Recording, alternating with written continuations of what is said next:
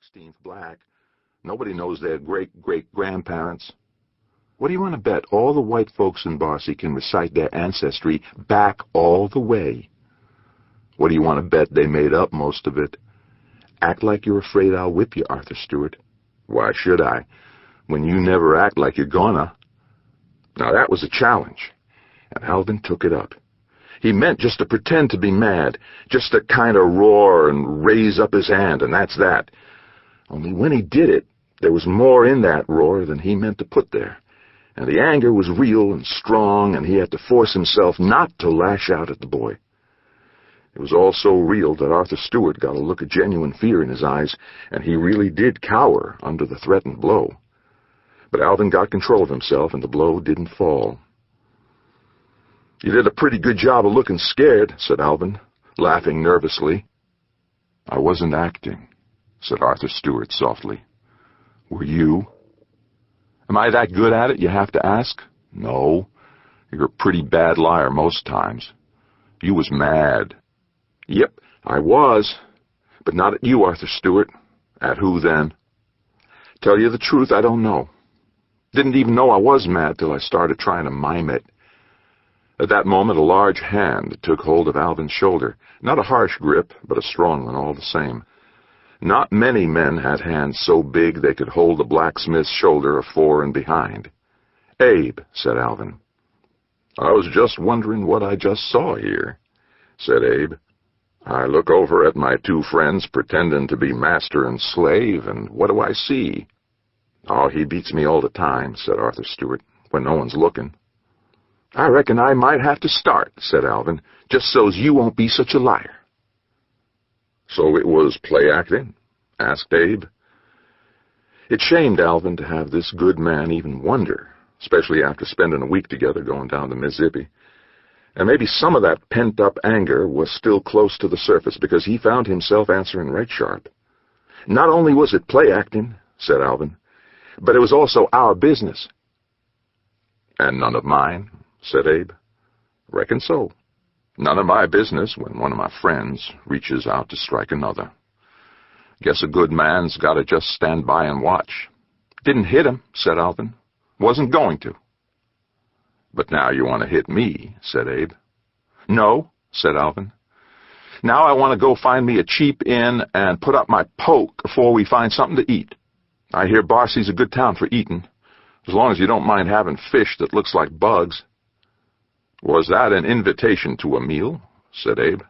"Or an invitation to go away and let you get about your business?" "Mostly it was an invitation to change the subject," said Alvin, "though I'd be glad to have you and Cos dine with us at whatever fine establishment we locate." "Oh, Cos won't be joining us. Cos just found the love of his life a-waiting for him right on the pier." "You mean that trashy lady he was a-talking to?" asked Arthur Stewart. "I suggested to him that he might hold out for a cleaner grade of whore," said Abe. "But he denied that she was one, and she agreed that she had plain fallen in love with him the moment she saw him. So I figure I'll see Cos sometime tomorrow morning, drunk and robbed." "Glad to know he's got you to look out for him, Abe," said Alvin. "But I did," said Abe. He held up a wallet. "I picked his pocket first, so he's got no more than $3 left on him for her to rob." Alvin and Arthur both laughed at that. "Is that your knack?" asked Arthur Stewart. "Picking pockets?" "No, sir," said Lincoln. "It don't take no knack to rob Cos. He wouldn't notice if you picked his nose, not if there was a girl making big eyes at him." "But the girl would notice," said Alvin. "Maybe, but she didn't say nothing."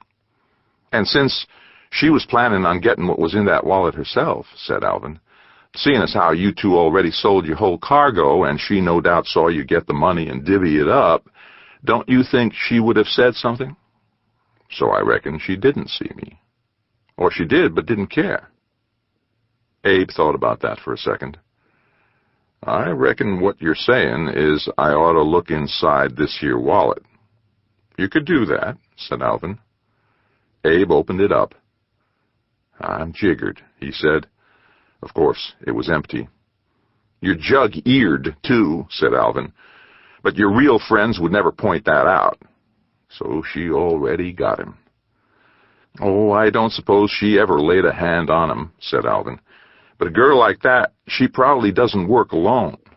She makes big eyes, and her partner goes for the pockets, said Arthur Stewart. You sound experienced, said Abe. We watch for it, said Arthur Stewart. We both kind of like to catch him at it if and we can. So why didn't you catch him robbing cars? We didn't know you needed looking after, said Arthur Stewart. Abe looked at him with calculated indignation. Next time you go to beating this boy, Al Smith, would you be so kind as to lay down one extra wallop on my behalf?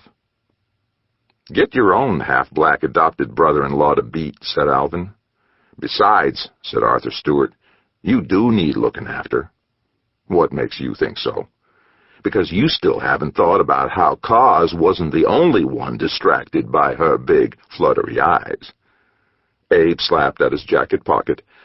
For a moment he was relieved to find his wallet still there, but then he realized that Cause's wallet had been there too.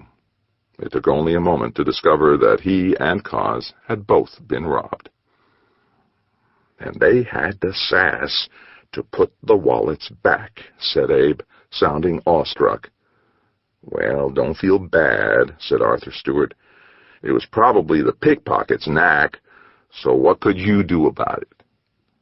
Abe sat himself right down on the dock, which was quite an operation, seeing how he was so tall and bony that just getting himself into a sitting position involved nearly knocking 3 or 4 people into the water. Well, ain't this a grand holiday, said Abe. Ain't I just the biggest rube you ever saw? First I made a raft that can't be steered, so you had to save me. And then when I sell my cargo and make the money I came for, I let somebody take it away from us first thing. So, said Alvin, let's go eat. How? Said Abe. I haven't got a penny. I haven't even got a return passage. Oh, we'll treat you to supper, said Alvin. I can't let you do that, said Abe.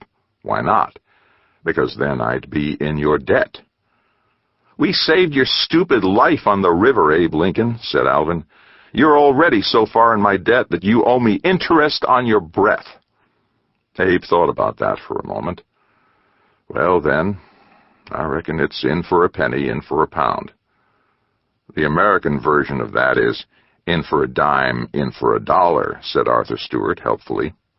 But my mama's version was the one I said, retorted Abe, and since I got exactly as many pennies and pounds as I got dimes and dollars, I reckon I can please myself which ones to cuss with.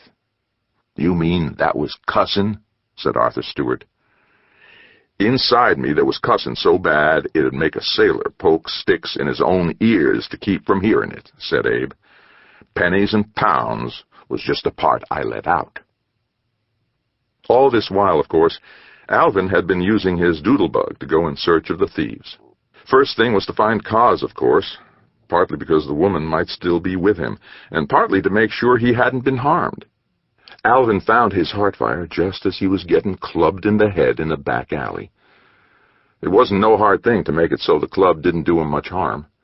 Put him down on the ground convincingly enough so they wouldn't feel no need to give him another lick with it, but Cause would wake up without so much as a headache. Meanwhile, though, the man and the woman was strolling off, as easy as you please. So Alvin searched them with his doodlebug and found the money fast enough. It was no great difficulty to make the man's pocket and the woman's bag unweave themselves a little, and it wasn't much harder to make the gold coins all slippery. Nor was it so hard to keep them from making a single sound when they hit the wharf. The tricky thing was to keep the coins from slipping through the cracks between the planks and falling into the slack water under the dock. Arthur Stewart, of course, had enough experience and training now that he was able to follow pretty much what Alvin was doing. That was why he was stringing out the conversation long enough to give Alvin time to get the job done. In a way, thought Alvin, we're just like that pair of thieves.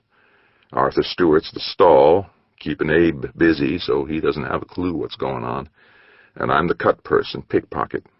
Only difference is we're sort of unstealing what was already stolen. Let's